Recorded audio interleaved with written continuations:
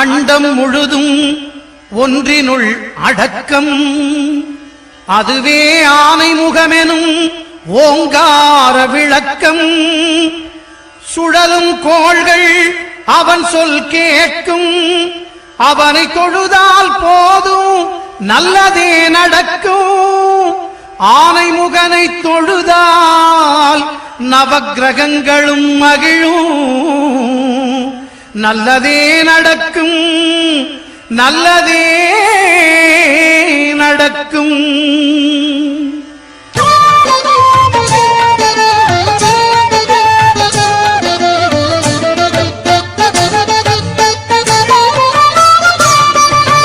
ஒன்பது கோளும் ஒன்றாய் காண